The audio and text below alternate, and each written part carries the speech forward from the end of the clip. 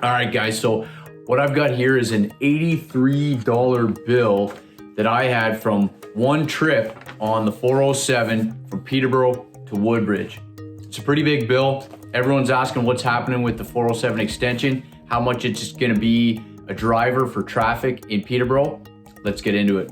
So in this video, I wanna cover what is the 407 extension, what is the cost of use, and how much of a driver is it really gonna be for our economy, our real estate prices, job creation, and our rental market.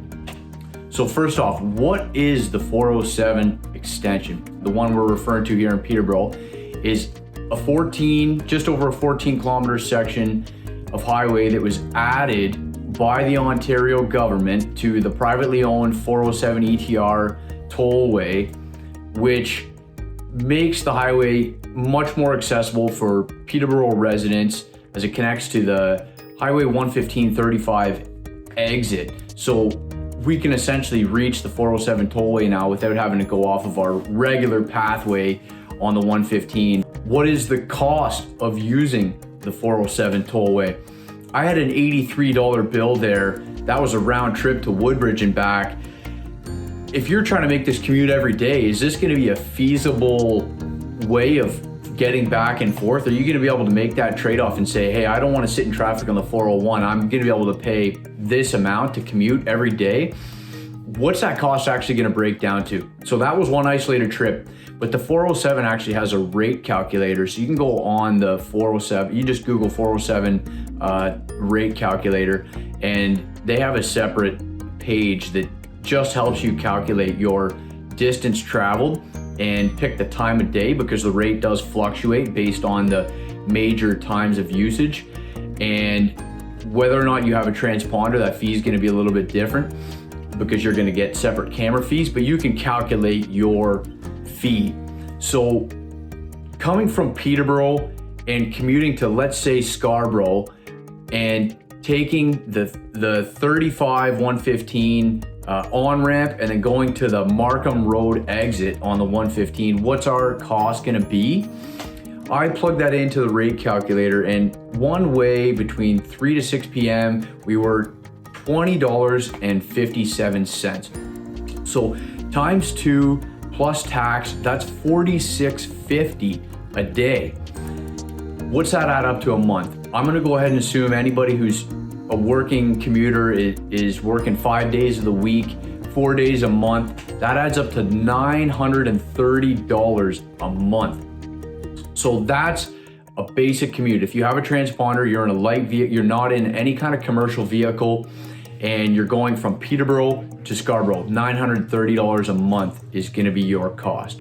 What does that equate to in terms of affordability for people that might be looking to work in the GTA and trying to move further out of the city to find value in terms of home prices?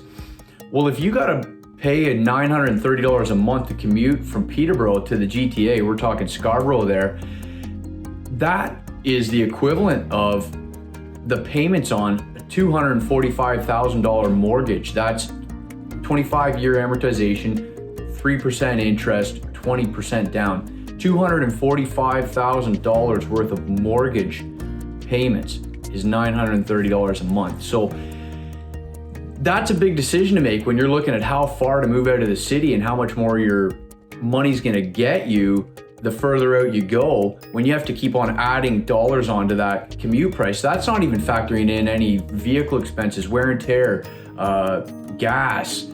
That's purely your toll expenses. So our third question was, how much of a driver is this gonna be for the city? Are real estate prices gonna skyrocket like everyone's been speculating? I don't know, what do you guys think? It's very expensive to use this tollway. Yes, it's convenient. I think the average person like me, you're an occasional user. If you're gonna go down to the airport, or you have a conference, or you're going to a Raptors game, you might take the tollway just to avoid the hassle, and you're willing to bite off that $60 to $80 bill every once or twice a month.